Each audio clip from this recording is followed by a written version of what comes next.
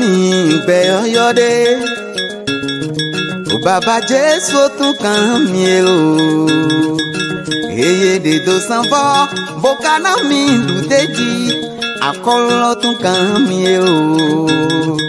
Esana mi zọn amẹtọ kìdèǹgbè gànjí.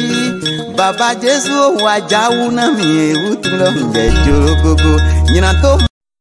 Mi wana bo mi ko mo troche wo mo se yo devu na na mi to yo he mi bele so tere kwa di mi na o se bwe gege susu ton po bo o se he lo ho tai di o bi wo kin ton koko na mi no we ni wo ha àwọn gba kipere to Kristi me ete me wo ha karun wecho wo ha karun tin ete me gan do mo mo jeme me bo ni mi frito o se de wa yi mi do horo de gan du afun tu so le gbado bo mi do mi mo o weta he do ya de Kristi Jesu me ho le ngan to mi to e wo ha e du afun pu so le gba na do si gan do kron alione we ni wa bole chibo ye we to wa pele Jesu po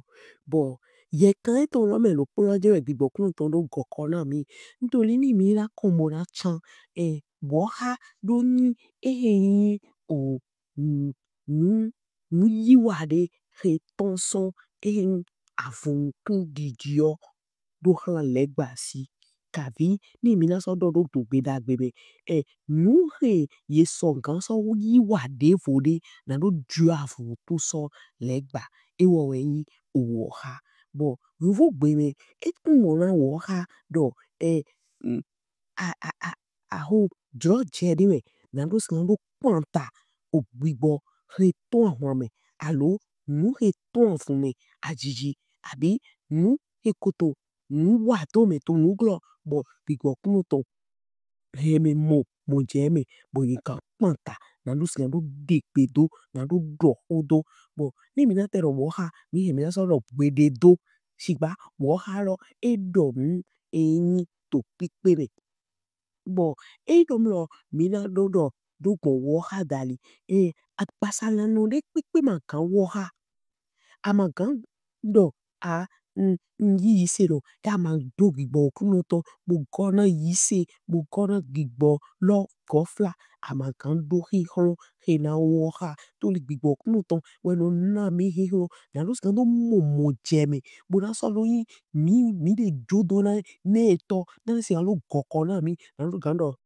gbigbo de to yi wa he godo do ho de ku kwante to de me bo ni ye so se bo yi bi ba si elo yin ji ja ode bo yi lo mo bo do mo mi na do o do na ru ko han to we me na he mi bio yin o weta yin o walo apostle lettre me o ta foto nkungo po bele son a foto nkungo po lo kakadu yi fi vonu e ba yi o panto ya do le so anjo le mi je o deji o vinu nu reti do gbigbo o do sheton do de po mi me he ni o do shedo he ale susuwa nan kuno etonle e wo lo we hodo polu po mi ule po to akwa do do mo o me hele we me glo chi we gigo kan ton re to aliho le kan ton de do ya han e wo so wa to asan susu shiba o me polu ton ble e so le bodo han gbigbo do mo yin de gbe do we to oyin Jesu Kristi ton me na do ton son ego e so ton to ojile do pone me wenu na okruno eton le mondo to dido ale ye ton yi ye wule polu po si la po bodon ye yi o kan de to ahime bo he ye wa o otogan le de bodomo. Tawe hele he inju to tukla do otoda ho mi ton bau bau. Bo soto o walo he mambio o seme na mi mei lomule nando yi kavi nando doa yego. Akunda holo so fondo yeji.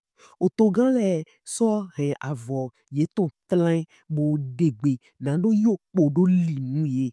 Wenwena ye ko ho o basusu ye. Ye ze ye dlan o ganhome. Muna so muna che kankono nando hula ye dagbe dagbe. Wenwena e wo si o hogbe monto nko.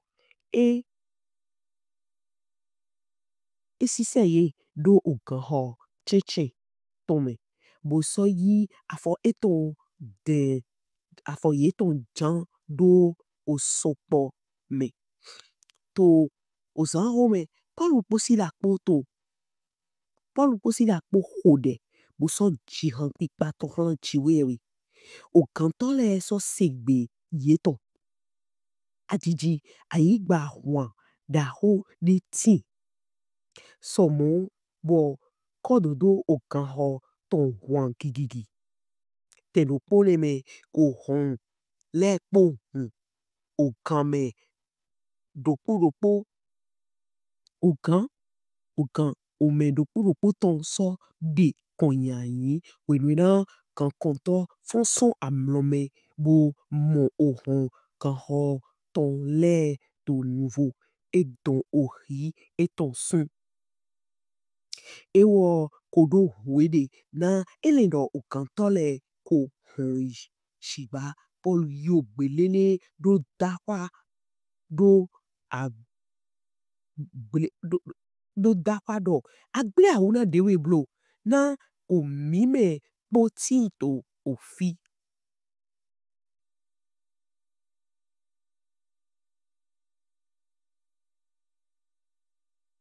Kwenenwe ebio nyogba. Bo lombio o home. Bo to sisi so. Bo shion ayi to polu po sila ponuko. Reye je gbonwa. Bodomo me ho eri. Etawe nye dowa. Nando nye we hulengan. Ye so domo yi pisi okuno se. Ye nan so hulenwe po kwento to ikpo. Ye so dohan okuno. Ye so do oho okuno ton halen. Po halan o mehe tinto okwe etongwe le popo. E so be ye to o jre doponeme to zame. Bo klo akpa ye ton. Bo so batisi po o me eton le popo to ten doponeme. Wenwena e reye wa okwe etongwe. E ze nudu do ye nuko. Etwa ya je. Bo so yi jiwe we se po kwento eton le popo. Wenwena aye ho otogan le do. Do pono le han nando do. Domo bo tawine le ni. Kankonto do owenhe polu. Domo otogan le ko do owenhan nando bo mini. Be dinvye ene utu mito. Ene utu mito mi boto yi chicho. Shiba polu do han ye domo. Ye ko linu mi to bangba man huwede. Mi u mehenyi lomu. Boko so zemi dran o ganhome. Tivye ye tu mi chegbonu to nuglo. Lala nubo. Shiba ye gbo. Shiba gbo. Ye lo suni wa. Bo remi chegbonu. Ponogan lo do. Ponogan lo. Ponogan le do oho hele hlan otogan le. Ye so dibu. Wenwena ye se do lomu le we ye. Ye so wa. Bo veve na ye. Bo heye chegbonu. Bo feye nando yi son otodaho ye tome. Ye so ton son o ganhome. Bo bio o kwe lida tome. kwenwe nan ye mon. Ye me kwenwe nan ye mon. Me son le ye mio home nan ye bo soto yi. Hallelujah. Bon, wita hede me hihi alo. Edo do hiya do mo o akwa alokwa vovo aton somo nkai fo woha de. Bon, ni nado tede akpa kitanji asingan woha ahovi. Kele dide apostle Paul bai dogo nonu doshe nonenji. Boya wukikon de koto kodo na we asante abi ofito isi kodo wo ewo manu mo amlonto kapito amlonwenu ena dapa to san home anzi alo do tana buna nyapi bore tinto asonwa to kodo na nyugiwa monko. Akpa weto me peton gangbo eros gando woha azo ahovito when ode kodo pikpakpo ntoli imimo de ye Paul apostle Paul enya gbigboro to so droche no lo si bezame bo ye ni o meme nyon wene zanto na no buale ye mo domlo ale nu duemi ton budoemi ete ye bai ye ton avun Paul na do skando so we ye titengbe bo ye reye bo ho gli bo ki hole godo ye swaze boze ye jando o kame when ele bi o kamero ye ma vi do ha dagbe mi ka wa chi we bima boy bo so jo mi do bo mi to ya heji o ye ma hanu ete ye basi ye zekpe daga na do hode na do pachi wewe mo tendo pone me ayi gba so wan gidigidi bo ni no mlo chi wewe hunu pu mi to pigbo me na do mo nu yi wa ene mi na mo lo chi wewe lo su papa we jete wa nkan o kan ten na do sin kan do adra ekun do tevi chelewe ya ye jia dagbe wa na mi bo so we bo egbe po to de ho bugba po pipari la ma se katali na fon na idra ekun nubo de chi we bio o kan we lo to pigbo me ayi gba wan gidigidi o kan to le si o kan o nwe me jan do le po nwe ntoli kan no de bio o kan no temene nhode to Jesus in kobe do se lo me de pepe na nwe na so nwe de ana mo bodo igbo so gbigbo kuno de na do singando woha gbon lo pade chi we we na drawe kun to Jesus ni come but drakpo ne godolo etewe mimo drakpo ne hun aliona woha o alopade vode nya pa tonto ntoli de o kankono yezedo ye kondo ni choi edamo ma nyon wejo kaka wa iba hwan kaka bo o kankono le si o kanwe jiwe do amlo kutone o de wa fon tiji me na no ma tonton ha don hi na no hwede no mlo na no ti me na me to heze me to dlenele me no yeze beto do kan o ye iwe do ba kankono ye ime do ba kankono bo ye ma cho abibo o kantole hon me yeze do kankon do ni cho kantole me ne we no hudo kanto he hon ile me we do mo ro kwa chwe da hwe mi ebi osu ni ko ya so mi de to wa bo ye mi de hu eshigbaite Paul bai Paul ma kpondo mlo me yeze do mi kondi me so si mi do o kande vode me di o do hwe de hwe e ma kunwe e dawa wilele na no skando gwan liona o hun sonda yi meme sunwene to ntoli meme sunwene ni hwe eku ena dido lonzo do me ntoli ma mo kan but when we apostle Paul bai mo budo make poto fi a ode we bro ewa chekolito no ko yeto do me hoemi tewe nye son kan bai na ro sinando yin kwi holen kan hallelujah bo o se me nwe na sota wele boya ken to wele we na to ai jeto mo konto akonu bro ako e bro ado e vivi bro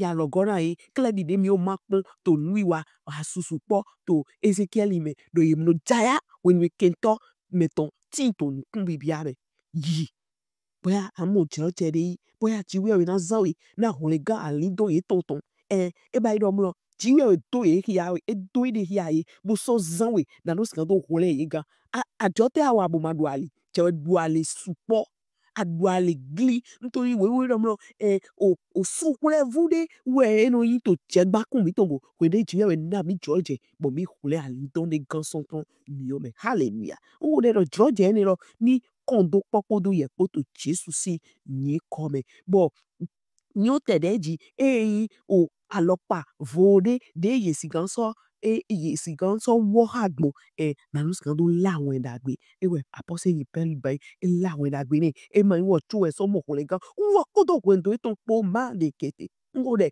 do yo we to afuto mi le ti we na ze ali hode to se ro me to Jesu si come bo ti we na zami na no skando bu kwa ilu do etoto ati ali do kwendo etoto to Jesu si come bo apa igbonkodo eya pa tonto we no mi siganso woha na no sigando de jegbon nchiwa ye otogan leton abi oporon gan leton ele lo apostoli Paul Bible we no ye do oporon le kan do eni joye ye ni to yi o apostoli Paul lo pere mi ma huwe ni ye bo ho mi bo se mi lo kan mi ma mi lo mu mi eni la de so doli o bundi to gan le we no si ntoli ya do ha ngwebi mi ma di do ran lo de lo igbo wo mi ka so hoye we wa bo afeve ndi ndo mlo lo jiwe we so na George apose Paul we na so lawin da gbe na yule lo su si ba yi wa veve bodo mi chinwa amo eni to yi so to ro me ntoli e mo lo me ele me da ho jiwe to ri e bo jiwe zo san yi un to ro me yi wa do akole ni supona gble nkore do to Jesu si come jewe na iwe do zan nzan wo ha to le to selome to pipebe to asome to pegbe to aliho to le popapata poji bo no mlo mi na do o weta tere mi do to o honego na ma mi no ti do weta ma mi no ti do weta tere weta mi to ti to de mi la hera ha me to selome na no skando waso etito o maluku si weme o ta foton kun po bele son afoton foton kun awe do je foton kun to ya do le ria hele we na so odo me yi sele to onyishi me we ye na no nya ahovi je gbonu ye na so yi ye na no yi ogbeyoyo le do doho inaze otan le do alome ye so nu onu edua dide mana gble awuna ye na ze alo do asontoji ye na so je kankan hallelujah o weta yi he do ai ha me bo do bo so vono do kaka na leso gbasa po ye po bo we amo asontono ni mo hode na cha una jo we mi ana nya pigbo ma we to ye na so to Jesus in come bo ya na we ndu ajiji me to amno me abi to banga ma so wande na to Jesus in come bo ya na so ize uta abi ho kekle da do alo ye ma kan so wa yin na kan de na we Christ Jesus do bo gbedide Jesus to do han bi we okodo to gbedide ton le he do na mi o to do he asome kan je ho ego mo nja ude na jo o se lo me fli do se o se wo ha ton le bon de pe dia na som ma kenta podo pasa po ma pata po le ya pasa bi ason pasa ton lo yo yi konta do go pigbo dali bo chi u cha o de na jo nhode do se mi ton se donaton se dijo ton o Jesu ton bu mi e bo afozun mi ton le e bu mo yi mi ton le kwata agiwaji huwaji kwe ko huizewe do Jesu si nkome dijo Jesu ton e so su podo su to miji e se hwede vum to o dire mi ton o se o gbe egona o gbe susu ge po mi no kan Iko kuno ko iwe tondo sanvola mi jejoro koko jejoro koko iwe tondo sanvola